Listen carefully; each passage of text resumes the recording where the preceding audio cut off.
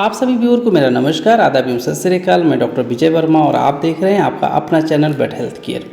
आज का जो हमारा वीडियो है, जो हमने यूनिक केस 32 अपलोड किया था, आज उसी केस का डिस्कशन करेंगे और उसमें हम ये जानने की कोशिश करेंगे। सबसे पहले हमने अपना टेंटेटिव डायग्नोसिस क्या बनाया था और उसके सापेक्ष में ट्रीटमेंट क्या दिया था और उसमें हमको कितनी सफलता मिली।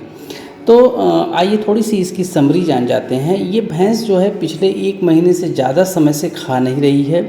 ये लगभग 8 महीने के आसपास की गर्भित है और इसके अलावा जैसा पशुपालक ने बताया था कि जैसे ये थोड़ा सा खाती थी, इसको गैस बहुत ज़्यादा बनता था। मतलब इसको गैस की समस्या बहुत ज़्यादा थी और संभवतः हो सकता है कि इसी वजह से वो खा भी ना रही हो। इसके अलावा हमारे एग्जामिनेशंस में उसका जो रेक्टम का म्यूकस मेम्ब्रेन था, काफ़ी फ्रेजाइल नेचर का मिला था। उसकी जो म्यूकस मेम्ब्रेन थी आँख की, वो स्लाइटली वाइटिश थी। र्यूमन मोटिलिटी इसकी काफ़ी लो थी और पीडी जब मैंने किया, मैंने बताया था ये लगभग 8 महीने के आसपास की गर्भित है। ये सारी कंडीशंस मिली थी और वो पशुपालक सबसे पहले जिस प्रैक्टिशनर को बुलाया था, उसने उसको सर्रा डायग्नोस किया था और सर्रा का ट्रीटमेंट किया था, लेकिन कोई रिस्पांस नहीं मिला था। उसके बाद उसने दूसरे प्रैक्टिशनर को बुलाया तो उसने कहा कि इसका टेम्परेचर ज़्यादा है, तो उसने पहले दिन इलाज किया, दूसरे दिन इलाज किया, तीसरे दिन इलाज किया। उसके बाद भी इस भैंस को कोई आराम नहीं मिला।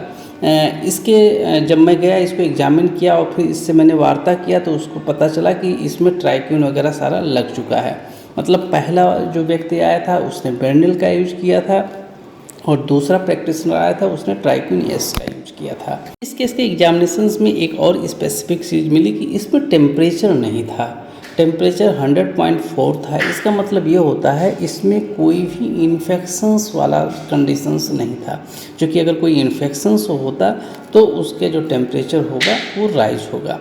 अब इसमें जो मेरी अपनी डायग्नोसिस कह रही थी, जो मैंने अपना टेंटेटिव डायग्नोसिस बनाया था, उसमें 2 चीज़ रखा था।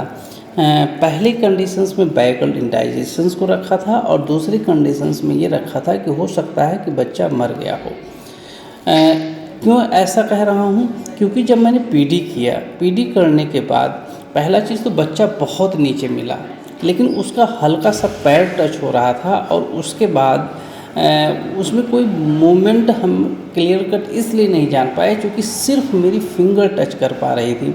मतलब उसको होल्ड करने का, पकड़ने का मेरे पास कोई ऐसा वो कंडीशंस नहीं था कि मैं उसको पकड़ करके उसके पैर के मूवमेंट को जान पाऊँ या ना जान पाऊँ। तो मुझे ऐसा मेरे दिमाग में था कहीं हो सकता है कि बच्चा ख़राब हो गया हो, बच्चा मर गया हो।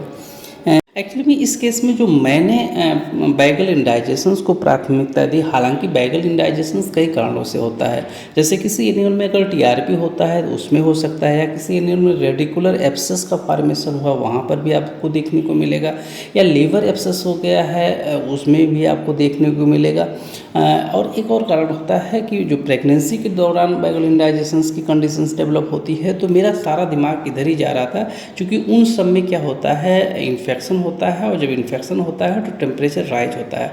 टेम्परेचर बढ़ा नहीं था, इसलिए मैं ज़्यादातर यही कोशिश किया, चूँकि ये प्रेगनेंसी के पीरियड में है और बार बार गैस बन रहा है, इस वजह से मैं बैगल इंडाइजेशन की तरफ गया।